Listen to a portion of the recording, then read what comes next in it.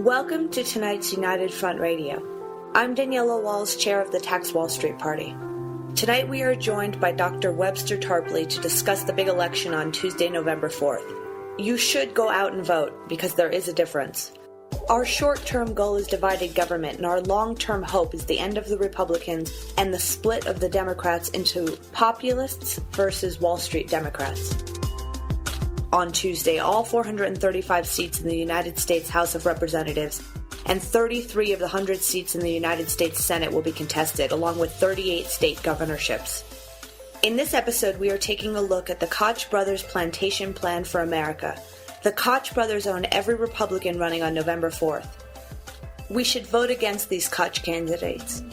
And we'll also get into the idea of voting for divided government, because you also don't want Wall Street Democrats taking over everything. If the Republicans collapse faster than the Democratic split can mature. The backlash we've seen against Obama in the last 6 years is really a backlash against Wall Street Democrats. If the Democrats collapse now and the Republicans win this year and in 2016, that is hell on earth. That is war, and that is permanent fascist austerity dictatorship. So what can we do on November 4th? It's better for the Democrats to hold the Senate now, keep the Congress divided, and that gives the Republican Party 2 more years to mature into its eventual collapse. So Webster, where do you want to start for November 4th? I would propose starting with the general historical perspective that we have at the United Front Against Austerity and the Tax Wall Street Party, which is the reform of the two-party system, which would essentially start with the destruction in place of the Republican Party. The Republican Party now a focus for bigots, racists, reactionaries. More than ever, it is now the Koch brothers party, known to some dupes as the Koch brothers, but they're the Koch brothers. The story with the money from the Republican Party is, you'll remember the Citizens United decision passed by the rats cabal of the Supreme Court, Roberts, Alito, Thomas, Scalia, plus Kennedy, right? They say now corporations can pour money just about into any election they want to buy.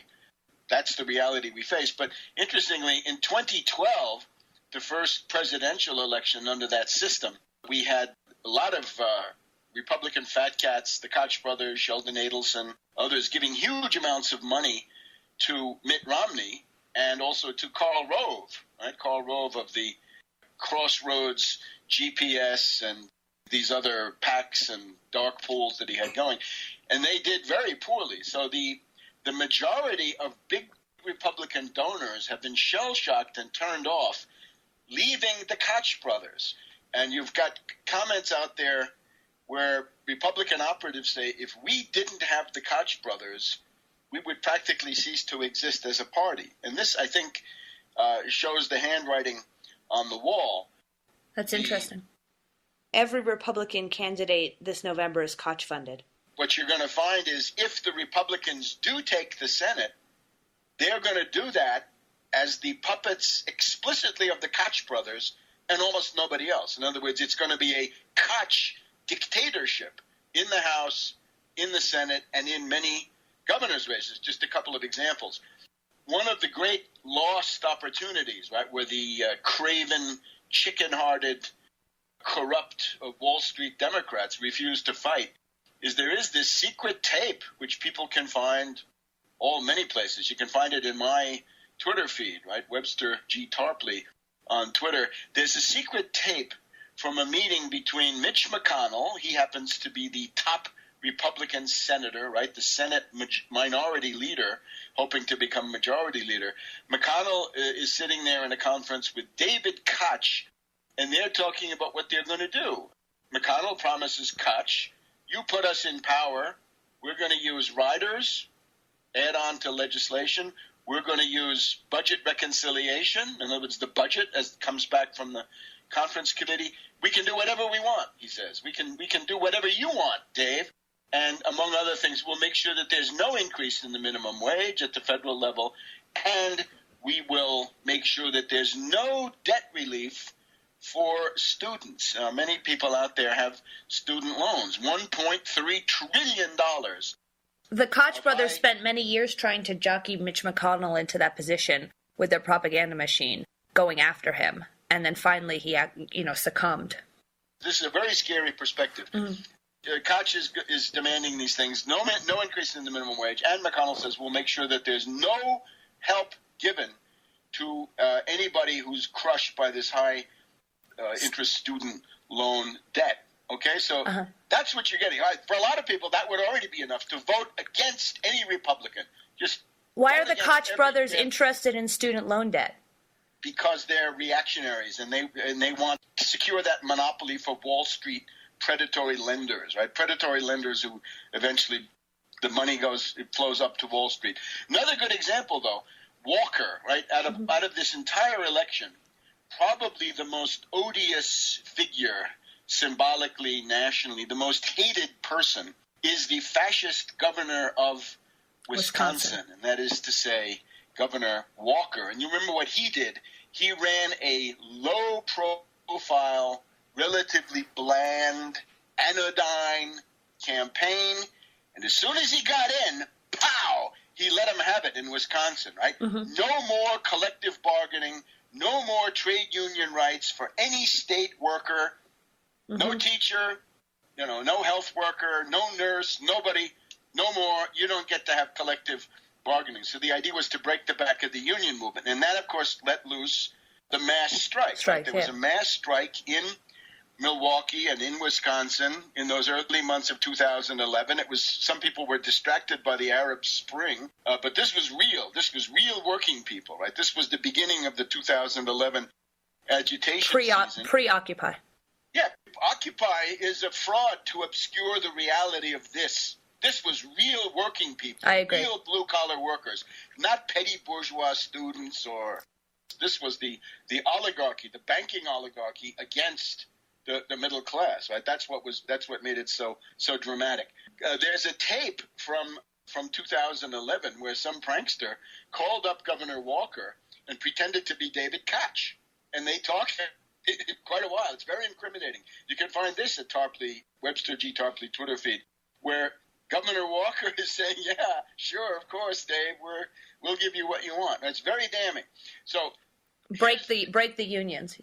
Break the unions, yeah. And of course, he would have gone on to the full union busting strategy, which is the one called right to work. Right to work is a euphemism concocted by reactionaries and fascists to describe what it is they want. They want to make it impossible to have a union. And the only way you can have a union is to have a union shop where the employer collects the union dues, or at least some kind of a fee, from the employees, from the workers, to pay for the collective bargaining, right, that benefits all of them. No, says Walker. No, says Ron Paul. No, says Rand Paul. No, says the Republican Party. They're saying we want to have only the open shop, only the open shop. We're going to make the Taft-Hartley Act, the immediate post-war 1940s, make that even worse. Take away the rights of more advanced states, be they Massachusetts, New York, California, Pennsylvania, Illinois. No more unions. Detroit, Michigan, no more unions. And we don't care about states' rights, underlying their hypocrisy. You get the idea. The big issues, we've already mentioned a couple of them, right? If you have the Koch brothers calling the shots, both in the Senate, as they already are in the House, as well as in these governorships, you're going to have the dictatorship of finance capital. And I want to talk about that in some detail in just a minute. This is now the idea. My perspective, and I urge people to join with me in working for this, the Republican Party needs to be destroyed in place. It has outlasted its historical function. It is the party of Koch and nothing but Koch, and you will see that. If they get into power, it's going to be extremely dangerous. We might even be looking at civil war, and I'll try to show you exactly how that can come about. So, destroy the Republican Party, but that only solves half of the problem. The other thing, of course, you need to do is to split the Democratic Party, split the Wall Street Democrats, the majority, the Obamas, Schumers, Durbins, Boxer, Feinstein, so many of them, right? The majority. Split the Wall Street Democrats away from the other part of that party, the minority today, but potentially the majority of the whole country, and that would be what is left of the New Deal populist pro-labor Democrats, right? Largely to be found in the House, some pale reflections in the Senate, right? If you have somebody like Sherrod Brown of Ohio or Elizabeth Warren of Massachusetts or Bernie Sanders, I don't want to overestimate these people because they are very weak and thoroughly corrupted. But that group, which is demonstrably not the same as the Schumers and the Durbins and the Feinsteins and so forth. So we split the Democratic Party between right-wing Wall Street Democrats and left-wing New Deal pro-labor Democrats. Okay, so that's the hope.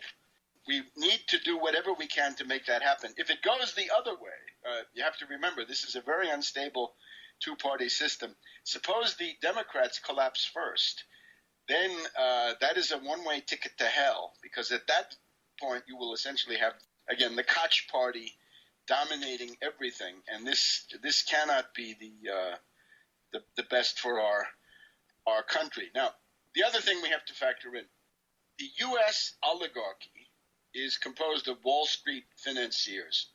They generally have power. Not always, not on everything, but as a rule, they prevail, right? Because they've got the money, and one of the ways they use their money is they control the presidency. The president is generally controlled in his first term by the need to get money to run for a second term. By the time he gets into the second term, the long-standing practice of the Wall Street oligarchy is to weaken the president, pin him down with scandals, with Iran-Contra, with Monica Lewinsky, with all of the things that we've had about Obama. In many cases, with Obama, they're manufactured out of almost nothing. But you get the idea. Even Eisenhower had Sherman Adams and the Vicuña Coats and so forth, right? So this is also long-standing practice. What you have to realize now is that the media orientation reflects that ruling class strategy of weakening a second-term president so that he can't take the initiative free from the general Wall Street control of the money. Therefore, you see Obama getting very bad treatment. People who used to think that Obama was the Messiah now think he's Typhoid Mary, and it's actually it's amusing to see this, right? For those of us who have followed it closely, the idea here is you could approach this election from the point of view of how unpopular the Republican Party is, how widely hated they are. You haven't heard much of that, though, have you? No. The media focus has been on how Obama's popularity is low, right? Obama's popularity is at 40%. Well, what do you think the popularity of the Republicans in the House of Representatives is? It's about 20% or something like this. It's about half of what Obama has. But we haven't heard much about that. And in particular, this is expressed also in another one area where the Republicans are not doing so well, even with all this oligarchical media Koch support, is the governorships. You don't hear much about the governorships. It's always the race for the Senate. The Senate is the big thing. Well, of course, the Senate is a big thing, but, there are these 36 governorships you've mentioned, and there's a whole passel of reactionary Republicans who are in big trouble. Walker of Wisconsin could be defeated. Scott of Florida could be defeated. Corbett of Pennsylvania is almost sure to be defeated. Brownback of Kansas is almost sure to be defeated. Snyder of Michigan, one of the most colossal villains of recent American history, has a good chance of being defeated. You're not hearing about that. Yeah, this all sounds like a list of villains. They are. It's a list of colossal villains, right?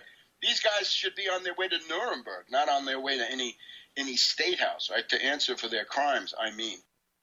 There's that, and then, you get the idea. There's a relentless negativity vis-a-vis Obama and the Democrats, and a free ride for these Republicans. Interestingly enough, if you look at the generic House ballot, if you go to people across the United States and say, which party should control the House of Representatives, the answer to that is a 1-point majority for the Democrats. Now, that's not going to make a difference because of the consummate gerrymandering of most of these districts. But still, you see the idea of a Republican wave or a Republican landslide. This is absolutely ridiculous. And it's only this tremendous media bias that puts it in. Republicans are hated because of the shutdown of the government. They are hated because of their austerity policies. Anybody with any brains can see that the Republican obsession with cutting the budget and with the sequester, which was, they say, Obama came up with the sequester. Obama came up with the sequester at gunpoint to prevent these right-wing anarchists from shutting down the government and indeed bankrupting the country. You'll remember it was a question of default, not even of a government shutdown, bad as that is, but defaulting on the Treasury obligations of the United States. We were several days away from national bankruptcy for no reason because of the fascist Tea Party.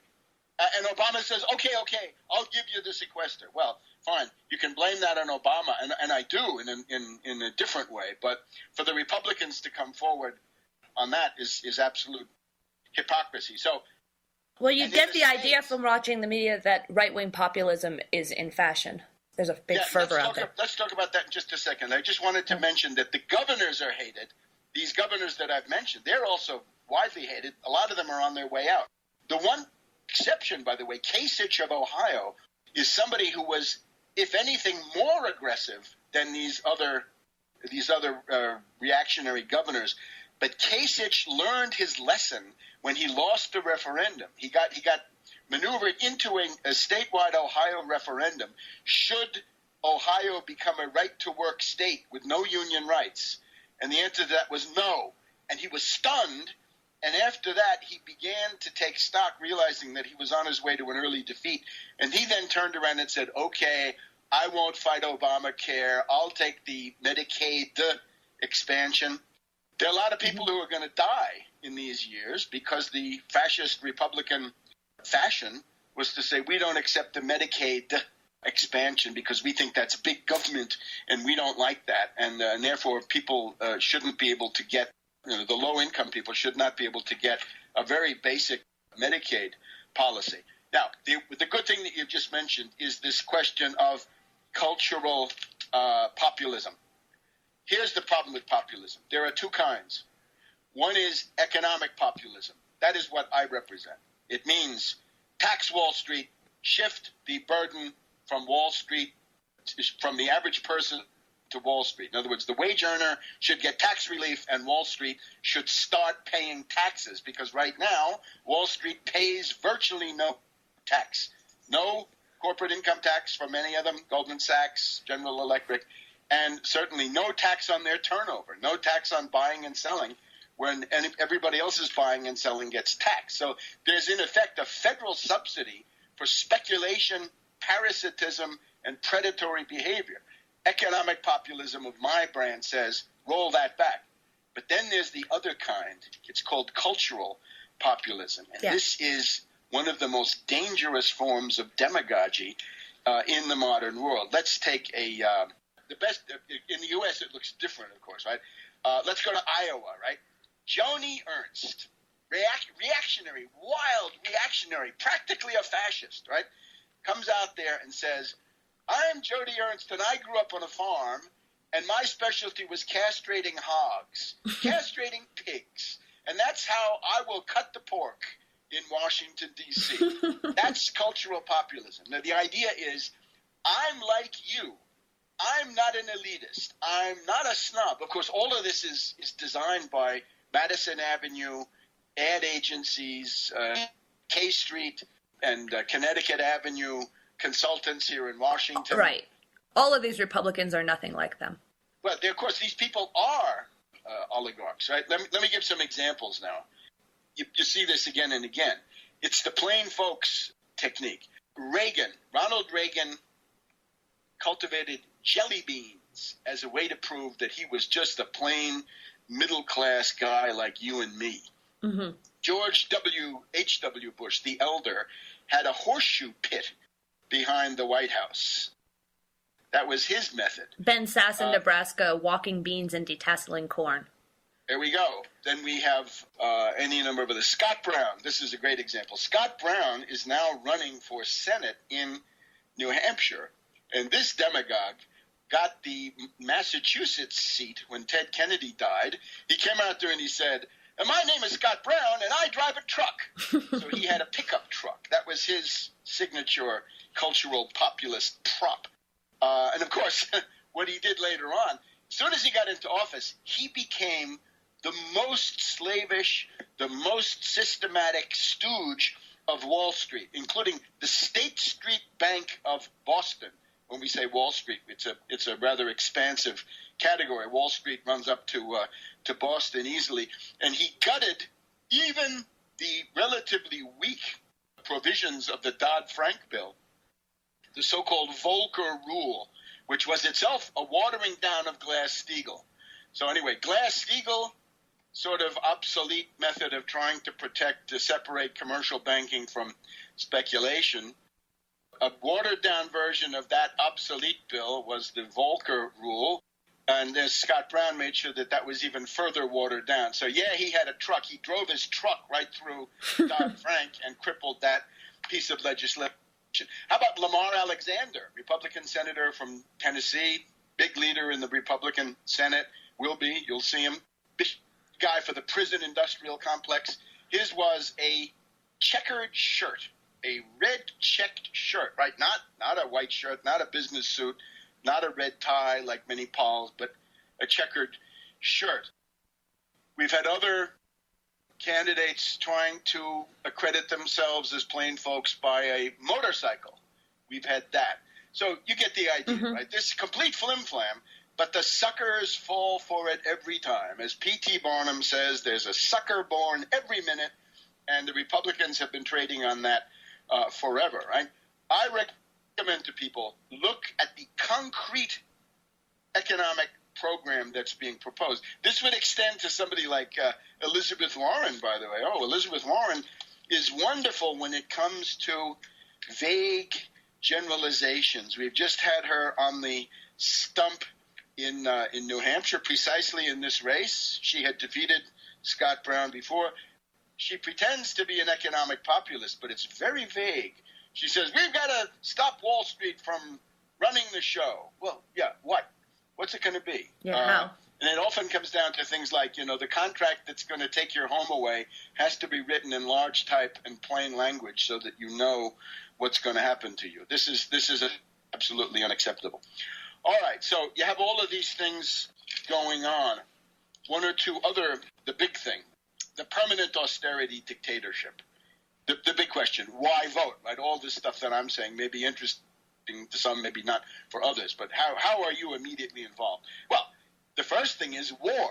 War.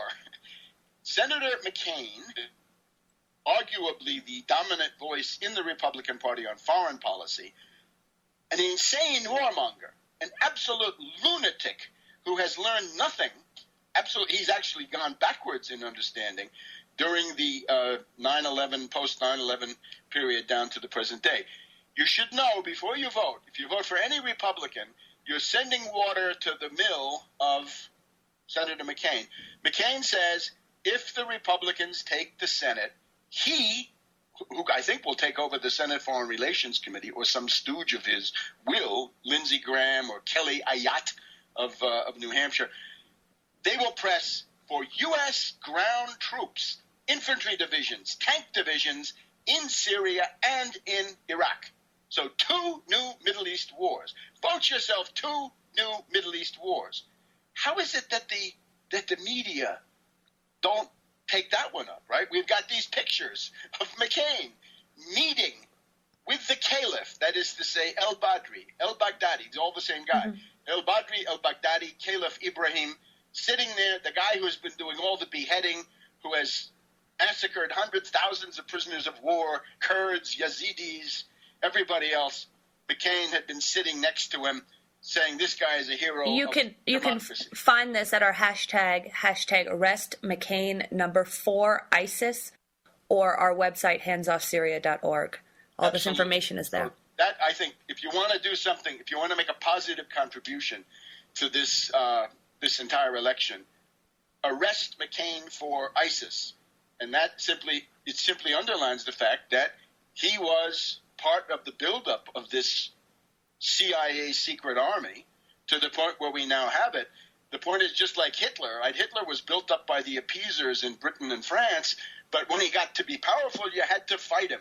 And that's exactly what goes for ISIS, right? You cannot simply say, oh, they were created by the CIA and the Saudis and NATO intelligence. Yeah, they were. I've taken the lead in pointing that out. But that doesn't change the fact that now you've got to wipe them out. That's got to end. And from the point of view of somebody who's a friend of Syria and who's seen all these people in Syria, valuable people, massacred by precisely ISIS. The United Front Against Austerity has started a media campaign where people are taking pictures of themselves around the world with posters that read "Arrest McCain for ISIS."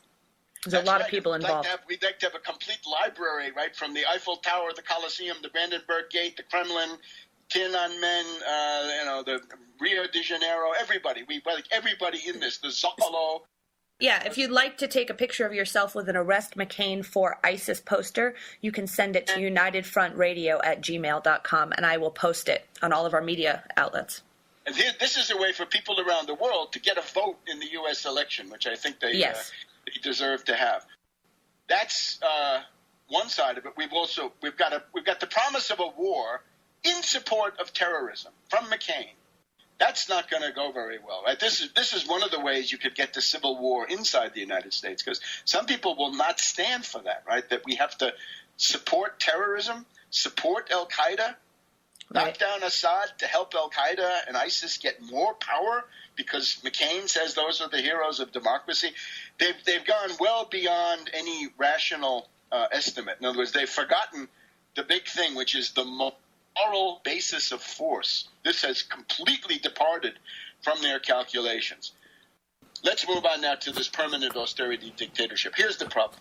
The Republican Party as a whole is demographically doomed because of their inability to appeal to youth, to the black community, to Hispanics, to students. It is more or less the party of older, reactionary, white people, but especially Christian fundamentalists, holy rollers in my rather irreverent terminology, and Southerners, right?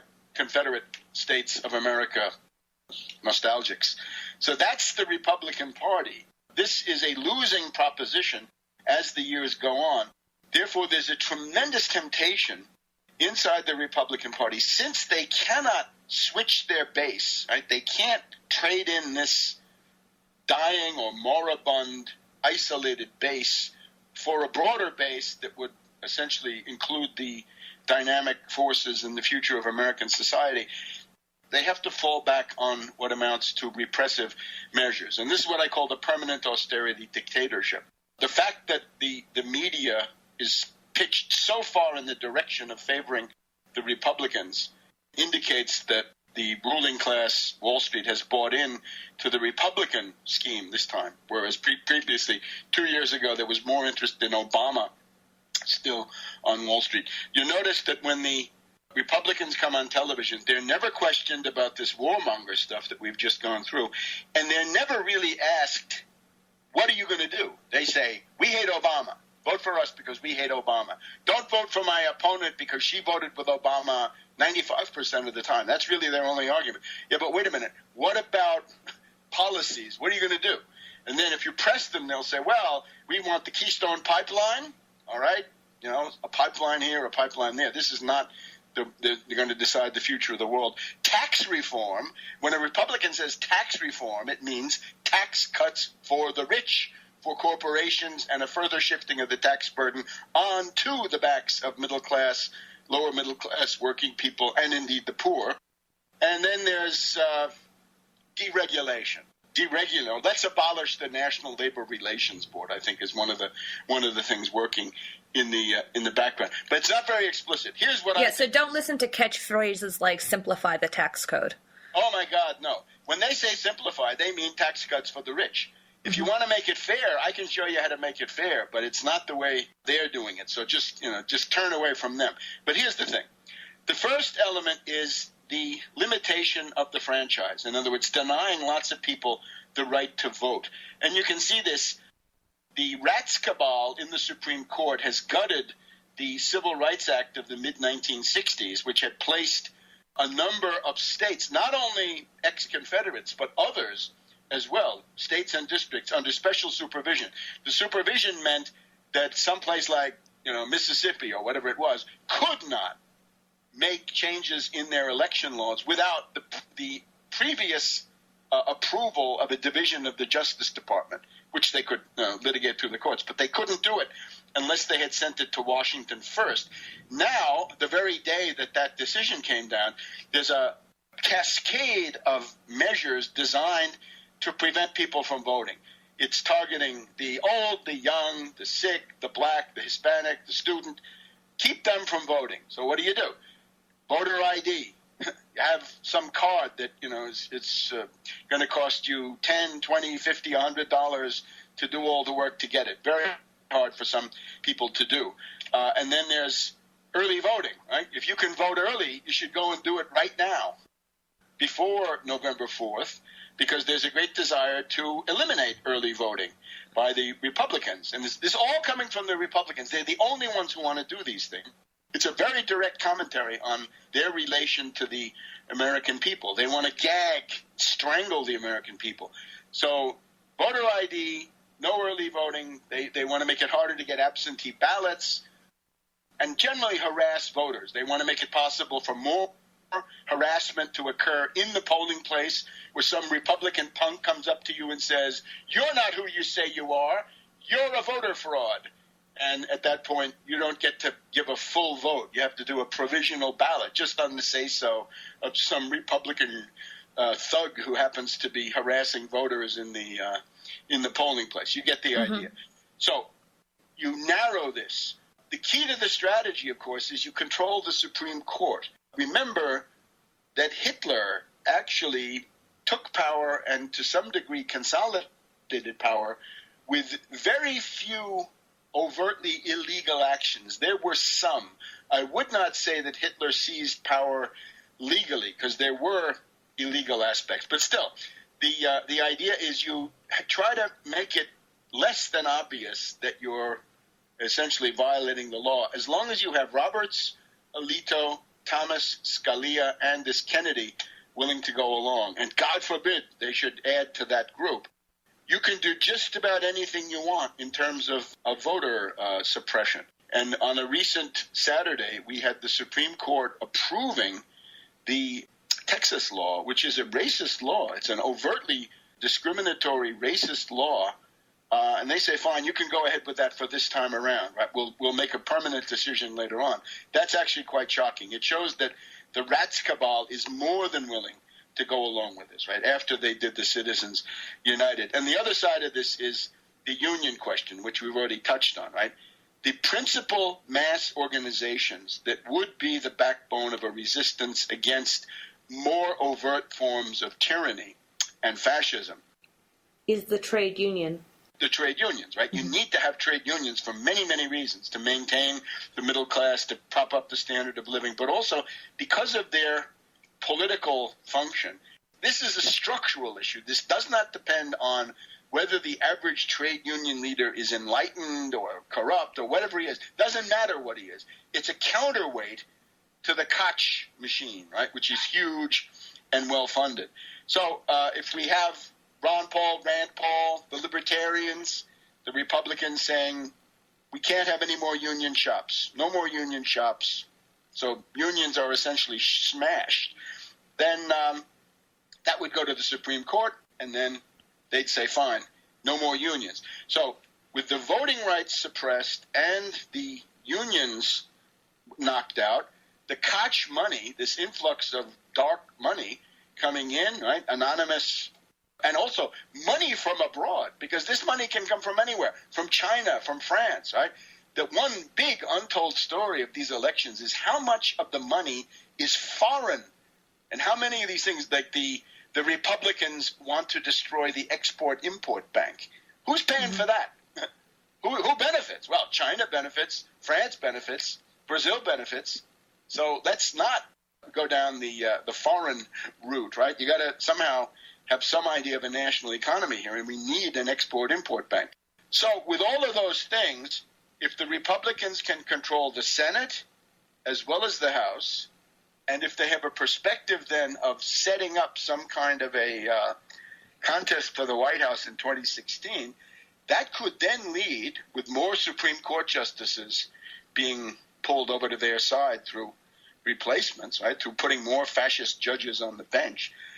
That's your permanent austerity dictatorship. And you can see that it's all foreshadowed in the existing tendencies. Now, some people would say, oh, they wouldn't dare. Well, that is what people thought in Wisconsin when Walker came in Pennsylvania when Corbett came in, Florida when Scott came in, Kansas when Brownback came in, and said, no, they're not going to go that far. I can't believe that they would go, so far out of the mainstream. They claim to be conservative, and yet everything they do is in violent contradiction with the organic evolution of these institutions, right? They're not conservative. They're reactionary, and more than a few of them are fascist, right? Right-wing extremists, and as soon as you get gangs and terror, then it becomes fascism. You can imagine the United States being in the same situation as the state of Wisconsin in the winter of 2010 to 2011, right, when people thought that they had, some of them anyway, voted for a change, right? They had expressed their protest against what was going on, and Governor Walker was preparing this series of measures, right, including sending in dictators, little Hitlers, to run Benton Harbor, Flint, the school system, Detroit eventually, so on and so forth, right? In other words, emergency austerity dictatorship under the cover of institutional continuity. And this is what American fascism would look like and maybe will look like unless somebody does something about it. I would urge people to look at it from that point of view. And notice that there's a synergy between the war policy and the genocidal austerity policy, right? That if you have McCain sending or bullying Obama, of course, a very weak entry, very feckless, very malleable, ultimately. If he's standing there alone with nobody in the Senate, no Senate majority to defend him, Obama is going to cave, I think, at the speed of light. So McCain will be fomenting a war with Iraq and in Iraq, with Iraq, and certainly in Syria and with Syria. He'll be fomenting wars. Iran may have something to say about that, and above all, Russia may have something to say about Syria, right? There's a Russian naval base in Tartus, Syria. Is McCain going to go and attack that? If he does, then the sky's the limit. So if you're going to have a political cover for a war like that, you need to be fomenting mass austerity at home. Actually, the other way around may be more understandable. If you're going to have that kind of austerity, you've almost got to have the hysteria that can only come through a foreign war. So there it is. It's a combination of permanent austerity dictatorship and endless war. That's what you get with the Republicans. Now, with the Democrats, you get various fragments of this, but not the entire package. And the reason for that, again, is not so much subjective, it's structural, right? So what should people do on November 4th? If there's a reactionary Republican, you don't want them taking over. Let me put it the best way, though, is vote to perpetuate divided government. In other words, I would not want the Democrats to take over the House of Representatives at this time, right? They might pass some god-awful austerity plan disguised as green environmentalism.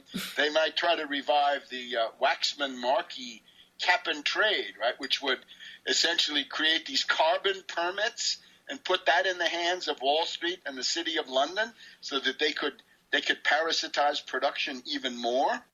Mm-hmm. No, but certainly it's better if the Senate stays Democratic. So divided government is our only shield, right? The genius of the founders, and remember, the founders means John Adams read Machiavelli, put that into the Massachusetts Constitution. That became the model for the federal one. The great father of Constitution is not Madison, it's John Adams, and his idea is that the branches are going to fight each other. So good. Let the reactionary Republicans keep the House. You got to remember also, partisanship is not a state of mind. Partisanship is an economic fact. It's when the pie has shrunk to the point where there's not enough for every ruling class faction, where some ruling class factions are going to get the axe. That's the point where partisanship comes in. Lifeboat ethics in the ruling class is another way to look at it. So they fight to the death practically because they don't want to be jettisoned out of the ruling class lifeboat. The only way to avoid that partisanship is to once again restart the engine of economic development, right? The 1% Wall Street sales tax, and above all, seizing the Fed with that $5 trillion infrastructure window, 30 million new productive jobs, and I think as the experiences of this summer have once again brought home, at least 5 million summer jobs for kids, young people who are maybe not ready to get hired. They can't be hired in the normal labor market. Give them preparation in the form of a WPA, PWA style or CCC style summer job, right? So they get the experience of employment, build a resume, and also stay off the street, right? So you don't have these ugly riots that we've been having. So, yeah, vote for divided government. That's the bottom line. Okay. Can I ask a silly question? I think most people are confused when you say that the Koch brothers are part of Wall Street, because I think that they see the Koch brothers as the worst type, but industrialists. The notion of a separate industrialist faction ended really 100 years ago. In other words, when J.P. Morgan bought out Andrew Carnegie, right? Mm-hmm. Carnegie Steel was bought out by United States Steel. Mm-hmm. That was J.P. Morgan, right? That was Wall Street. So the leading industrialist. There was a time when Andrew Carnegie and other people like this represented something different than simple speculation, simple looting, and so forth. But that's at least 100 years ago. That has long since ended. And when you look at a corporation today, I wouldn't even call them corporations. These are simply tentacles of Wall Street. Who owns the stock? Wall Street, right? Or mm-hmm. mutual fund company between Boston and Wall Street, right? Wall Street in my larger sense. And Wall Street is now everywhere. Wall Street is not a regional faction, right? It's not, the Northeast against the Southwest. It's crazy. Wall Street is everything. You could even make the case Wall Street controls much of the known world, but along with the city of London. But certainly the notion of a separate industrialist faction is not there. And the other thing is, if you do have an industrialist faction, it could be somebody like Henry Ford, right? Henry Ford, terrible things he's done, right? Supporting Hitler, whatever you want. But he had this idea, you have to have a high-wage economy. This was the one thing he understood, and maybe it's the one thing that we might need most today from somebody, would be you got to pay the men $5 a day so they can buy your cars. In other words, if you have a low-wage economy, you're killing yourself, right? The American tradition is a high-wage economy. And the Koch brothers want us as the Koch brothers want us as slaves. The Koch brothers want a low-wage economy. Everything they do ends up being the low-wage route, right? They do not want to have decent wages, and this is simply an economic fact. You have got to have a living standard sufficient that the children growing up in your society will have the technological skills, the material and physical and intellectual culture that they need to function at the level of the technology now of the middle of the 21st century, right? You've got to have that. If you don't have that, you're doomed. And the idea that you can have a low-wage economy and underbid China, absolutely insane. You'll never underbid China, and even if you do, you'll find Vietnam and Thailand and others waiting for you there in the tall grass. Right? It's hopeless. The American tradition points in the direction of high wages, high value added, high energy intensity, high capital intensity, and this is everything that Walmart is not. And the Koch people. The complication with the Koch people is that when you get into these extractive industries, right, oil, which is one of the things that they do, or timber, paper, right, then they think of the labor power as secondary to the oil in the ground. It's why extractive industries have often had a very aggressive rip-off attitude, right? A low-wage, offensive attitude towards labor. Because if you're building cars, it might be obvious that if you don't have the tool and die guys that can build the machine tools, you're going to be in big trouble. But an oil rig, you say, well, any roustabout, right? Any high school kid can do this job, right? There's nothing special about it. You just got to be, willing to work under dangerous conditions. Right. And again, the Koch brothers at this point own the Republican Party because of the dropout by the others, right? The people, you don't hear very much about Sheldon Adelson this time around. I'm sure he's doing things, but there's a whole bunch of people who went way out on a limb for Romney and got nothing. And that's why Karl Rove is not the force that he was, because he was promising all these wonderful reactionary victories, right?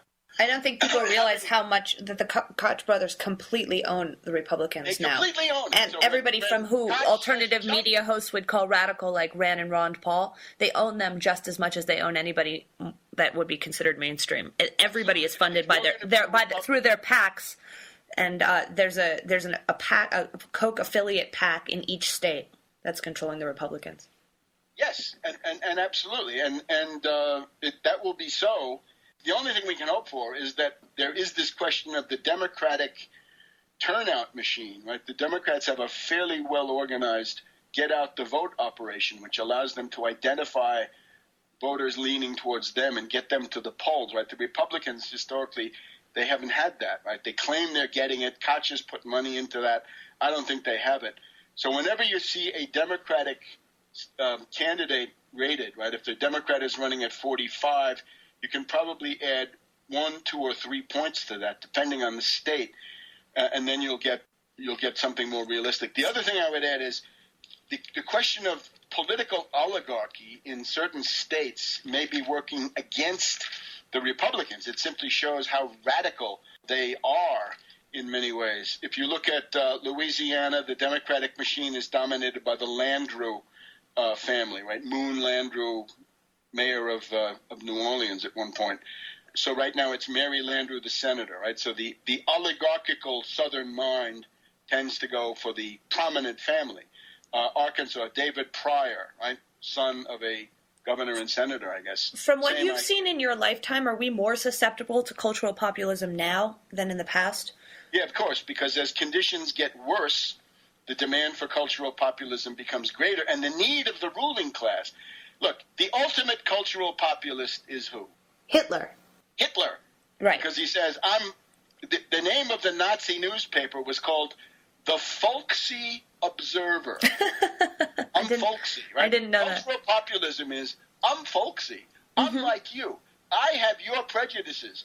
I hated my teachers. I want teachers to be fired. I want schools to be shut. Like Limbaugh goes pretty far down this road. You get the idea. So the folksy observer is the Nazi party. So the more you get into this stuff of I share your prejudices, includes obviously prominently racism, right? I resent black people. I resent Hispanics. I'm xenophobic, right? That's one of the pillars of the Republican Party: hatred and fear of foreigners or people who are different. And as the conditions get worse and worse, well, then that has to be ginned up. It's got to become more radical to keep appealing to people. It's no longer, they used to say, I represent Indiana values, or that's not the way we do things here in Virginia. Right? Now it's got to be more. Now it's got to be, my opponent voted for Obama 95% of the time. It's mostly anti-Obama and anti-immigrants. Is what I'm seeing. And other things. I mean, they add in whatever they can. It's actually, I call them the party of national sabotage, because they rejoice in the defeats and problems of the United States. One thing you can't let them get away with, this NASA rocket, so-called, that blew up yesterday at Wallops Island, Virginia, that's not a NASA rocket. That's a privatized rocket. That's orbital sciences, okay? This great wave of privatization. Republicans say, we're going to privatize the schools. We're going to privatize the Postal Service. We're going to privatize Social Security. We're going to privatize everything. That fireball you saw yesterday, that's privatization coming at you. That's what privatization means. Predatory executives and stockholders rake off a lot of the resources for their own predatory use, private use, and then what you're left with is something that blows up. You notice they're having a little bit of trouble with that, right? They'd like to jump on it, these Republicans, right, as the population of Party of National Sabotage. But they can't because it's a privatized vehicle owned by Orbital Sciences. You want to know where the center of gravity of U.S. politics is? I'll tell you where it is. It's well to the left of the Democratic Party. And I say this for the independents, these fussy characters who say, can't we agree? Isn't there a point in the center? No, it's not in the center. The economic point of agreement for the American people is well to the left of the entire Democratic Party. Let's take an example. The minimum wage, right? Everybody knows that we now have this terrible income disparity. Federal minimum wage is at $7.25. It's been there for 20 years. It's okay. But now we have some referenda on the ballot. Let's just look at some of these. In Alaska, there's a proposal to raise the minimum wage in Alaska to $9.75, $2.50 above the federal minimum. In Arkansas, $8.50. In Nebraska, $9, and in South Dakota, $8.50. Also in Illinois, those are all binding referenda, by the way. In Illinois, there's an advisory referendum which simply expresses what people would like. $10 minimum wage. The Obama proposal is $10.10. The SEIU, Service Employees International Union, and many others, and me, would agree that $15 is where this should all start. Now, if you look at these ballot initiatives, all of them are going to win. All of them. Mm-hmm. Alaska, Arkansas, Nebraska, South Dakota, and Illinois. Now, the first four are red states, right? Those are reactionary states. And if you look at, for example, Tom Cotton running for Senate in Arkansas, once the issue was posed of do you want the minimum wage to be raised, Cotton, even though he's a reactionary Republican of the worst type, says, yes, I'm for it. In South Dakota, same dynamic. In other words, the people who don't support this are doing poorly. As a matter of fact, Pryor, the Democrat in Arkansas, did himself harm in favor of, he thought he was going to pull a fast one by not voting on the increase in the minimum wage in the Senate.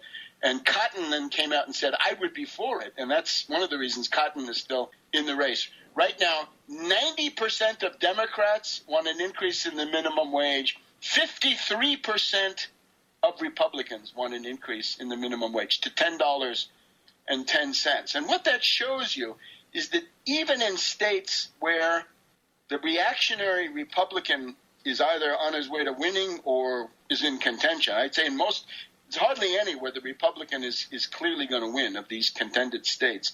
Well, Nebraska, right? Sass is way ahead. But where they say, if they come out in frontal opposition to an increase in the minimum wage, they really pay a tremendous price. You get the idea? Mm-hmm. So the American people want an increase in the minimum wage, and this political system won't give it to them. And in reality, this is a brilliant observation. That minimum wage is simply a sort of a symbolic point. It's like a synecdoche, right? It stands for a whole complex of anti-Wall Street economic populist issues, right, having to do with protective tariff, no more exporting jobs. And I'm sure if they realized that Wall Street doesn't pay any taxes, they would want Wall Street to pay their fair share. So I think that shows you where the popular mind is actually located, right? So watch those minimum wage referendums. You probably haven't heard about them, have you? Because that's not the media narrative, right? The media narrative is the Republicans hate Obama and they're going to win. That's all you hear. Mm-hmm. That's a really, really incredible point. So on November 4th, vote for divided government. To preserve divided government, not limited, divided. Keep it divided. Because the only possibility is if you had a Republican Congress, they would begin to dictate to Obama, and he would cave relatively rapidly. And so we want the Democrats in control of the Senate. Going until 2016, there's more chance the Republicans will collapse. Because the goal of this thing is that the Republicans, since they are demographically doomed, if you gain a little bit of time, there's more chance that the Republicans will cease to exist. If Koch loses everything this time around, maybe he'll quit and go home, as so many other Republican moneybags have. Can you tell us about when this has happened before? When they've quit and gone home? I told you, in 2010 and 2012 in particular, Karl Rove promised the Republican donors that they would win with Romney. They lost. Right. I see. A lot of them have dropped out. Say, no, we're not going to do anymore. Koch is the main one, sometimes the only one, who continues to pay. But eventually, maybe he can be beaten to the point of giving up, right? Let's try it. Do you know why Koch is fighting so hard for political control? Because he's richer than the rest of them. Right? He's got more money and he's more ideological. Remember, his father, Koch's father, was an admirer of the Italian fascist dictator Mussolini. He was one of the main funders of the John Birch Society, along with the support from the Mormon Church of Mitt Romney. So you think they inherited this ideology? They inherited the ideology, and they are militant reactionaries. Any last words you want to say in this last minute? Simply that if you listen to this creature, Russell Brand, he spends most of his time contemplating the tattoo of Queen Elizabeth, which he's got on his leg. His upper inner thigh. Yeah, right.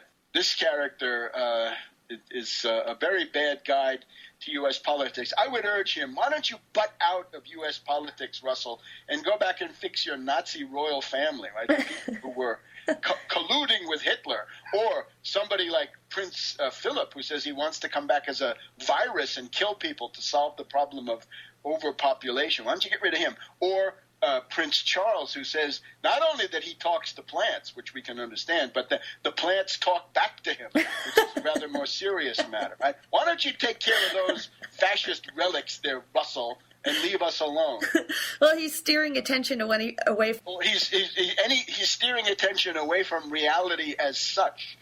Right. And I would, if you want to hear a dialogue of lunatics, you ought to listen to the dynamic duo Russell Brand and Klein, Naomi Klein. They have a kind of a duet on the internet, which is, I think, it's a new high in mush-headed left liberal obfuscation. Okay, so ignore both of these ends of the spectrum. Hey, don't even ignore them. Condemn them, right? Condemn them. Get them down, right? Condemn them and discredit them, because if anybody deserved it, they sure do. The stuff that I'm telling you what's actually going on, they never will. Thanks, Webster, for giving us the heads up. Thank for you. Tuesday, November 4th, please get out and vote. Don't listen to Russell Brand. Vote for divided government and wait out the ultimate collapse of the Republican Party and their eventual austerity dictatorship. Thank you, Webster. Fight Koch. You've been listening to United Front Radio at ucy.tv. Have a blessed evening.